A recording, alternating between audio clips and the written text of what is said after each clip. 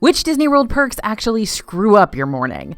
Why do some standard hotel rooms cost more than others when they're at the same hotel? And are there really Disney hotels that are better suited for introverts? This is everything we wish we would have known before staying in a Disney World hotel.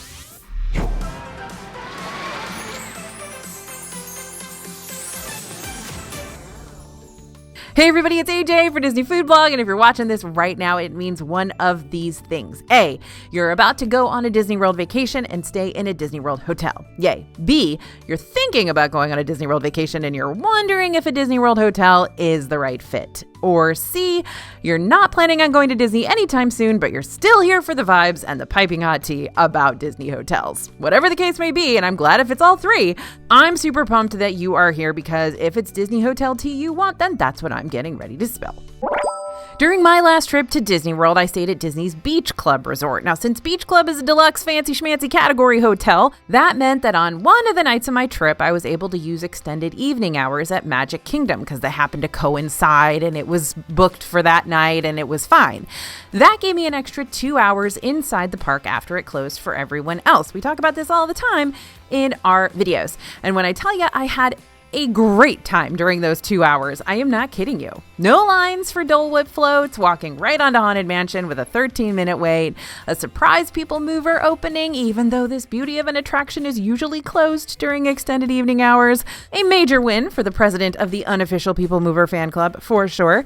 Now, much like every person who stays at a Disney-owned hotel during their vacation, no matter what the resort category is, I also had early theme park entry that I could use on any day for any park, which would have gotten me an extra 30 minutes inside the parks before they opened for the day. I say would have because I definitely did not get up and around in time to use it. I'm way more of a night owl, extended evening hours all the way. But here's the catch of extending evening hours. Unlike early theme park entry, where I could have literally rolled out of bed on whatever day and moseyed into whatever park I wanted to visit 30 minutes before showtime, I had to plan around my extended evening hours because that perk can only be used on certain nights during the week and only at select parks, and it happens rarely.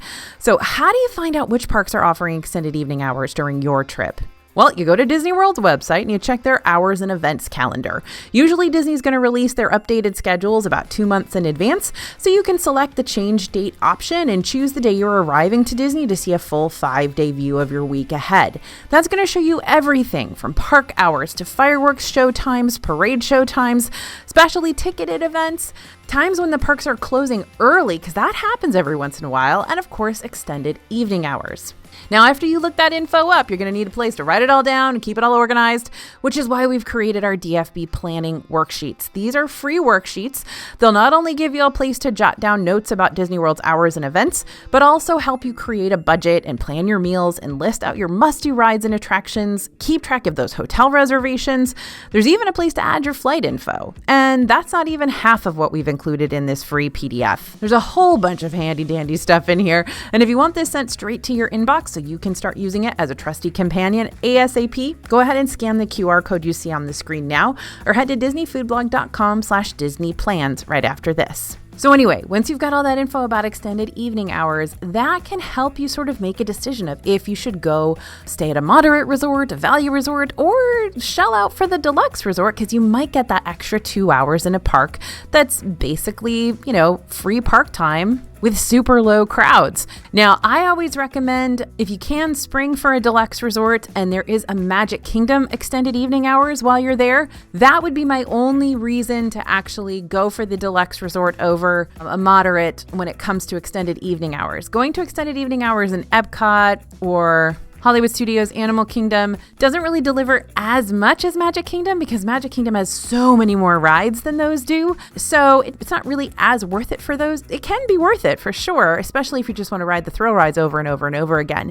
But Magic Kingdom can really pack out those 2 hours with tons of rides to the point that you've pretty much wrapped it all up. Anyway, extended evening hours, not on every single night, so don't book a deluxe hotel unless you know it's happening when you're there.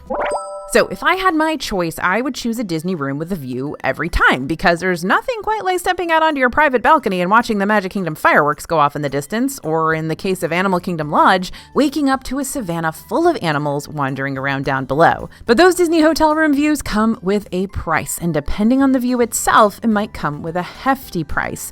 There are times when your bucket list resort, like say you really want to stay at Animal Kingdom Lodge, but is it the same if you're looking at a parking lot versus looking at the savannah with a bunch of giraffes? So check this out. Typically, if I want to book a standard room at Animal Kingdom Lodge, before discounts, it'll cost me around $500 per night. Now that's a room with a resort view, so you're going to be seeing the parking lot or one of the rooftops outside your window all trip long. However, if I book a standard room here that has a savannah view, the price per night will automatically hike up to $650 or more per night. So we're looking at over $150 extra for a room for the savannah views alone. So there is possibly a way for you to have your cake and eat it too in this particular Animal Kingdom Lodge scenario, because every now and then you might be able to score a standard room that has a partial savannah view, but you'll still only have to pay for that basic resort view price. If you request a partial savannah view during check-in, meaning you'd still be able to see some animals, but your view would be obstructed, you're not necessarily guaranteed that partial savannah view, and sometimes if your request is fulfilled, the view might wind up being more obstructed than not. But it's always worth asking about it, just in case. Still, the only way you can guarantee a savannah view is by booking the savannah view room. And that's the case with all the deluxe hotels. If you want that fancy view, it is going to cost you more. Standard view rooms will cost you a lot less, and rooms with like fireworks views or lagoon views, water views, pool views, those are always going to cost you more. So even though there's a lot of people online who are like, you don't have to stay in a savannah view room at Animal Kingdom Lodge, just book the parking lot view and then go out to the giant windows in the lobby and look at animals from there. And if that's cool with you, then great. That's a great way to save some cash. But some people, if they're gonna spend $500 in the first place to stay at a hotel for a night, they want the whole shebang and they want to see those giraffes. So you just have to think about what's going to be most important to you. Okay, good news about traveling between hotels. You don't have to stay at a Disney World hotel in order to dine there. All you need are reservations for the table service restaurants. But the bad news is, if you don't have your own vehicle to take you between resorts and you'll be relying solely on Disney's bus transportation to help you get around, buses do not typically transfer between hotels. Now, that doesn't mean a bus from the Contemporary won't occasionally swing by Wilderness Lodge in order to pick up more guests in the afternoon if they've still got seats to spare, but unless you're staying at a hotel that has direct transportation to other hotels on the same route, like with the monorail resorts or Skyliner resorts, chances are you're not going to be able to rely on the buses to help you cross the resort streams. This has been such a big issue with our DFB viewers that we actually wrote a whole section about it in the 101 DFB Guide to Walt Disney World Dining, which is available over at dfbstore.com. And this is exactly the kind of thing that we include in that book, is all of the stuff that we encountered that nobody really talks about online that was a huge bummer and was like, wait a minute, this just wasted a bunch of my time or money. That's the kind of stuff that's going to be in that guide so that you make sure you don't make the same mistakes we did. So let's say you're staying at All Star Music, but you're trying to reach Fort Wilderness Resort to make it to your Hoop-de-Doo musical review reservation. Yes, I have been there. How are you going to make that happen if you don't have your own car to take you there? Well, okay, there's the easiest option, the paid option. You can book a rideshare like Uber, Lyft, or one of Disney's minivans, also operated through Lyft, to help you travel between hotels, which might be worth the cost if you're cutting it close on time. Or you can choose the free option, but it'll take you a lot more time to accomplish.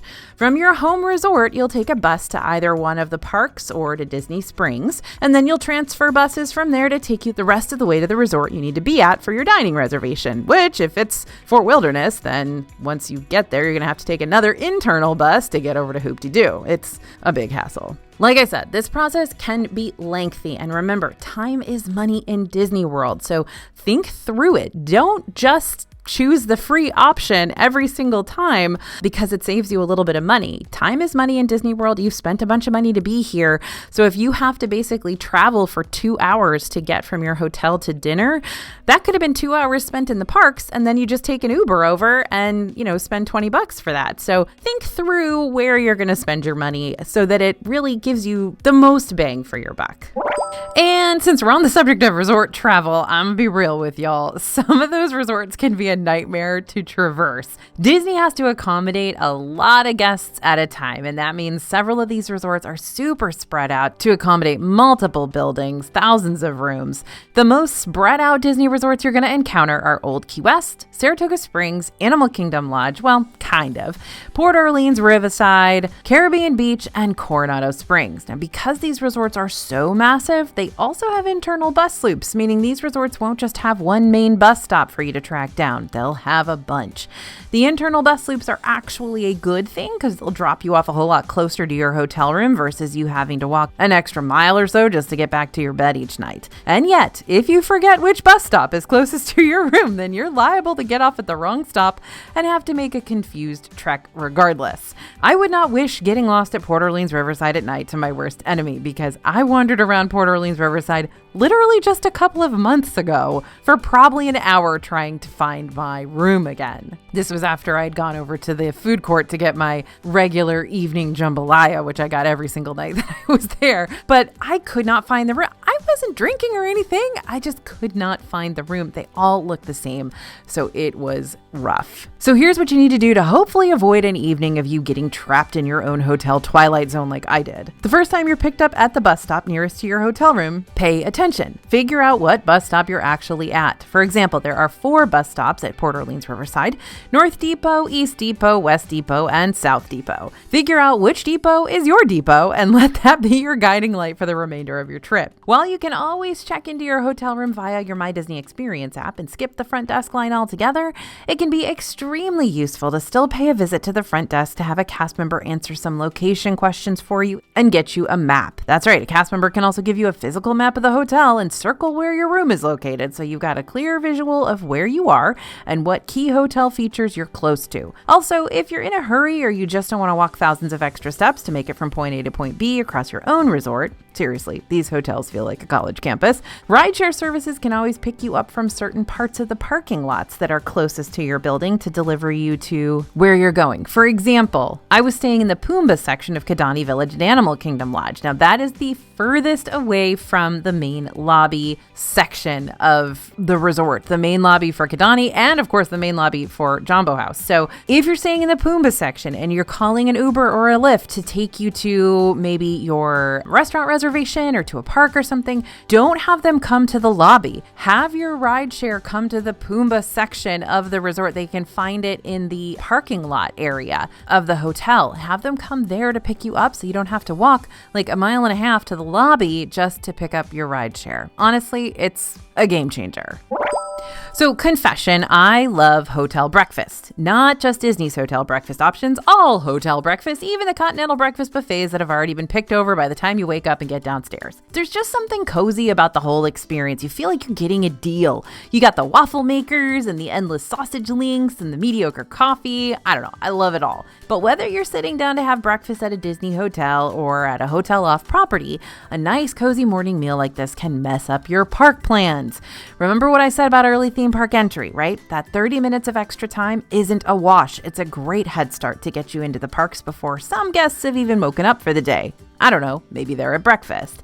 And that means you can knock out some of those heavy hitter rides before the park even opens. Let's go back to the park hours and events page on the Disney World website. Early entry for Disney World Resort guests starts around 7:30 a.m. for Animal Kingdom and 8:30 a.m. for the other 3 parks. Times are subject to change though, which is why it's always a good idea to stay up to date on this site, keep track of updated park hours. Now, that means that the official rope drop for these parks, aka park opening, will start at 8 a.m. or 9 a.m. And yet, depending on where you're going to have breakfast, these hotel restaurants and buffets might not open until you are planning on leaving to make your way over to the park. So, yes, you'll have a nice and filling breakfast to start off your day, but you're also going to miss those prime morning park hours.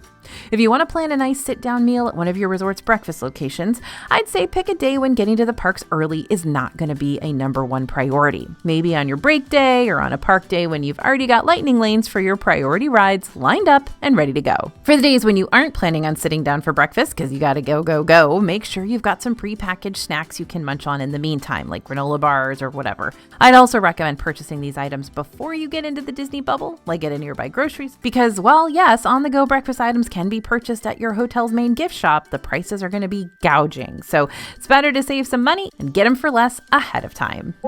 Okay, this is just a really cute thing I stumbled upon during my last visit to Art of Animation, and this sort of thing happens at lots of Disney hotels. When the ink and paint shop opens each morning, cast members will choose one of the first guests of the day for a special surprise. Now, the ink and paint gift shop, that's the gift shop that leads into Landscape of Flavors food court, right? They kind of got a combo food court gift shop going on there. Anyway, the selected guests get to draw a picture on a dry erase board to show off their inner artiste, and the cast members then put the artist's work on display in the shop for the whole day. Plus, they give the guest a well-done certificate for them to take home as a unique and free souvenir. Ink and Paint opens at 7 a.m. daily, so if you want the chance of someone in your family being selected, get there bright and early. But this, again, is the kind of little ceremony that happens all over the place in Disney World. These extra magical moments that you don't even know are going to happen, and they just start your day off with such a happy memory. Now, this is one of Disney's most recent hotel rule changes that I sure do hope sticks around for a while. Just to give you a little rule refresher, if you're not staying as a guest at a specific Disney hotel, or you don't have an advanced dining reservation for a specific resort restaurant, then typically you're not allowed to drive yourself over and park at the resort. Instead, you're going to have to take Disney's free transportation to get there. Disney is especially strict on this rule when it comes to Magic Kingdom area resorts. However, recently Polynesian Village decided to switch things up. Beginning at 2 p.m. and no earlier, those who want to dine at any of the resort's dining locations that don't accept reservations, like Tambu Lounge, Trader Sam's Grog Grotto, and the brand new Wailulu Bar and Grill, can now park at the Polynesian Resort even if they're not staying as a guest there. This is a huge, huge deal, y'all. Especially because I love those three locations, Tambu Lounge, Trader Sam's, and Wailulu Bar and Grill. Now, this rule is, of course, subject to change. When our DFB reporters talked to cast members about this new rule, the cast members stressed that this perk is based on the availability of parking spots. Hotel guest parking will always take priority, meaning that it's not a guarantee that non-hotel guests will have spots available to them all the time. We expect busy times of year, like the holiday season, to revert back to the no non-hotel guest parking ever rule. But if this rule is in effect during your next visit, it's going to be a whole lot easier to line up and get your name on the Grog Grotto waitlist, snag a Wayfinder burger from Wailulu, or grab that classic Lapu Lapu and a pineapple from Tambu Lounge. I will see you there. A lot of Disney's hotel perks left us for seemingly good after the 2020 COVID shutdowns. Package delivery, gone. 24/7 dining options, gone. Daily housekeeping for some hotels, gone. But perhaps the perk I didn't realize I'd miss as much as I actually do is the room service. Back in the old days, you could get in-room dining delivered to your room at any deluxe resort. But short of some sporadic in-room dining returns, mainly at the Grand Floridian, it seems as if this room service perk is not going to be fully returning anytime soon. That being said, you can always pick up to-go items at your hotel's quick service locations, and select hotel table services also have carry-out options if you'd rather take your food up to your room instead of eating it in the main dining area. This includes Sanaa at Animal Kingdom Lodge, Steakhouse 71 at Contemporary, Three Bridges Bar and Grill at Coronado Springs, Olivia's Cafe at Old Key West, Kona Cafe and Wailulu Bar and Grill at Polynesian, Geyser Point Bar and Grill at Wilderness Lodge, and Ale and Compass at Yacht Club. If you're staying at Disney's partnering Swan and Dolphin hotels, these hotels do continue to provide regular room service for their guests. You can order in-room dining for breakfast, lunch, dinner, and or a late-night meal through the Swan and Dolphin website or mobile app. You'll just place your order, pay up, and then a Swan and Dolphin mobile dining attendant will deliver your food on up to the room for you, more than likely in the next half hour or so, depending on what you ordered. You must be in the room for in-room delivery, so make sure you're not ordering something and then gallivanting towards some big adventure immediately after that, because you might just miss out on that important dining delivery, and you'll have some major explaining to do to your growling stomach. Okay, shocker, the Skyliner isn't flawless. Now, me and the Skyliner, we're really good friends. If I wasn't already the president of the unofficial People Mover fan club, I might run for office for the Skyliner fan club, but I'll leave that position open for another worthy candidate. So if you're a volunteer, please let me know in the comments. With that being said, the Skyliner sometimes lets me down. Not all the time, but sometimes. And to be fair, it's not really the Skyliner's fault when it inconveniences me. Like, how is it supposed to control how many guests get in line for it at the very end of a Hollywood Studios or Epcot day? And who am I to judge it when it has to shut down during bad weather? I mean, I pretty much shut down during bad weather too. And I get it. We all need a little TLC every now and then. So when the Skyliner is scheduled for an extended closure to make sure it's all nice and oiled up and ready to go for a new onslaught of guests, I can't help but appreciate Disney for taking the time to do that for our dear old Skyliner pal. Regardless, that doesn't mean that Skyliner crowds and temporary closures aren't inconvenient when you experience them during your trip. So here's what you need to remember before placing all your faith, trust, and pixie dust into the Disney Skyliner. 1, plan ahead for the crowds. There are times that we know the Skyliner is going to be busy, like in the morning at Caribbean Beach, since it's where the Skyliner's main hub is located, or over at Art of Animation and Pop Century, those lines can get super long right around, 8 a.m. And things get absolutely insane after the nighttime spectaculars and the fireworks are over in Epcot and over at Hollywood Studios. So just be prepared that you may be in line for quite some time if you're jumping into the Skyliner line right after the fireworks. The good thing is that the Skyliners are constantly moving, so the lines should be constantly moving as well, but that doesn't mean the lines are any less daunting. You might want to either get in line for the Skyliner before the nighttime spectacular, if you're okay with missing it, or you might want to kill some time waiting for the Skyliner lines to go down by checking out those main theme park gift shops that stay open 30 to 60 minutes after everything else in the parks officially close. Now, second thing you can do, once you see those large storm clouds and thunder starting to roll in, it might be time to bail on the Skyliner. Skyliner doesn't operate when the weather can be potentially dangerous, so save yourself some stress. If you're constantly checking your weather app in line, taking a short walk to your next stop before it rains might be a good idea. If it's just raining, the Skyliner may remain open, but for those anxious about heights, you might still want to head a different way. The rain and wind can make the gondolas shake a bit more, and while we know it's safe, it doesn't mean we always like it.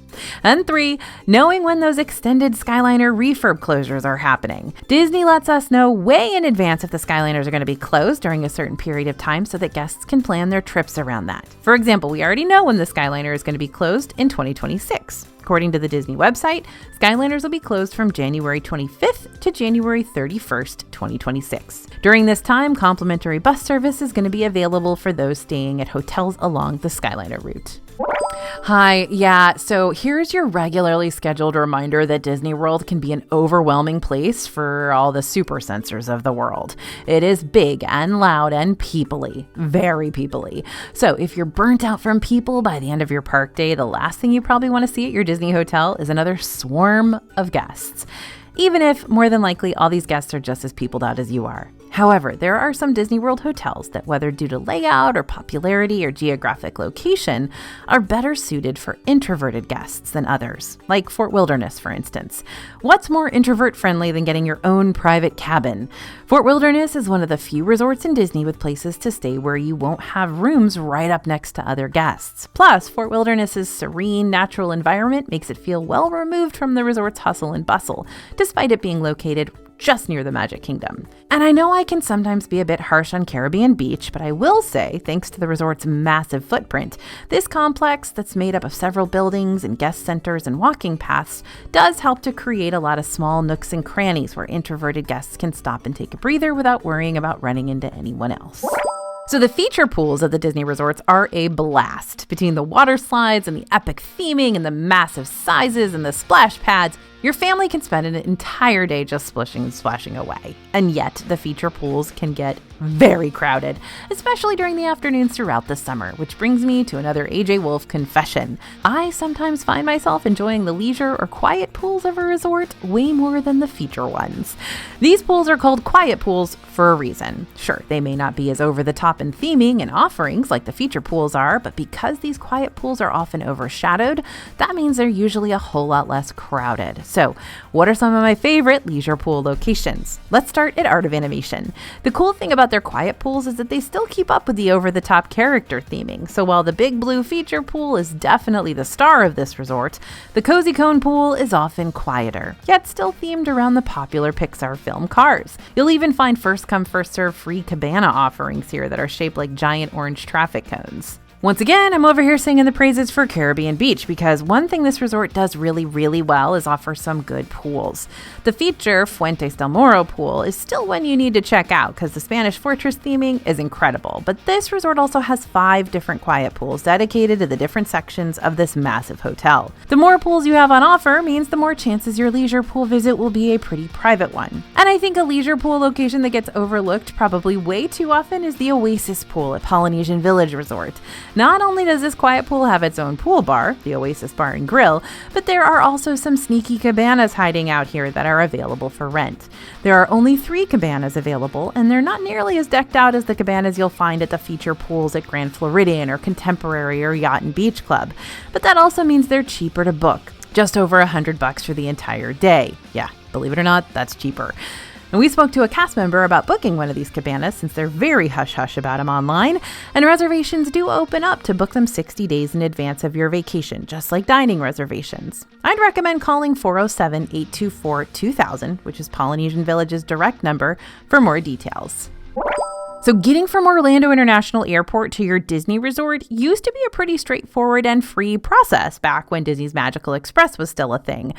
May it rest in peace. But now you're going to have to choose what mode of transportation you want to take out of the airport in order to reach your hotel, and you're going to have to pay for it. There's Mears Connect, which is the closest thing to Disney's old Magical Express. You just have to pay for it now. Hotel shuttles are available at some third-party Disney area hotels, which will offer either a free or paid shuttle service. An Uber or Lyft ride share, which will give you a private ride to your Disney or non-Disney hotel, but prices do fluctuate for this one. Limo or private car service, if you're really feeling like you want to start your trip on a bougie note. And rental cars, which are ideal if you plan on exploring outside of Disney World. But then there's the Lynx bus, which will be your most affordable option of the bunch, but not necessarily the most convenient. This is basically the Orlando area's public transportation. The Link 311 is a public bus route that takes guests from the airport to Disney World, and it only costs $2 per person each way. The bus comes every 30 minutes daily from 5 a.m. to 11 p.m. That might be enough to sell you on this option. However, there's a major catch to this bus service. It's not going to drop you off at your hotel. It'll drop you off at Disney Springs. If you're solely going to be backpacking this trip, that shouldn't be a huge deal since you can always jump on a Disney bus from the shopping district and go from there. However, if you're toting around a lot of luggage, the Disney buses do not allow suitcases on their shuttles, and that means you're still going to need to book a ride share from Disney Springs to make it the rest of the way to your destination. That said, a $2 Lynx bus plus a ride share is going to be a lot less expensive than a ride share from the airport. Dude, Disney's partner hotels, Swan and Dolphin, have been popping off lately with all the new and soon-to-be restaurant offerings. Now check this out. Lagoon Lanes Games and Eats, this is a new interactive gaming experience and dining spot, replaced Peekaboo over in the Dolphin side of the 2 hotels. The restaurant and arcade also has a bowling alley, so it's not going to be quiet and relaxing, but it could be a fun place for the kids. Coming soon, Bourbon Steak will be replacing the former Shula's Steakhouse over on the Swan side, and this location will be reimagined as a modern take on the quintessential American steakhouse with premium cuts of beef and seafood infused with global flavors along with decadent signature desserts, according to, their PR people. And although Rosa Mexicano has been around since 2023, it's still a fairly new restaurant on the Dolphin side that not many Disney guests will realize is only steps away from Epcot. Rosa Mexicano offers an elevated fiesta dining experience, which includes signature menu items and award-winning margaritas.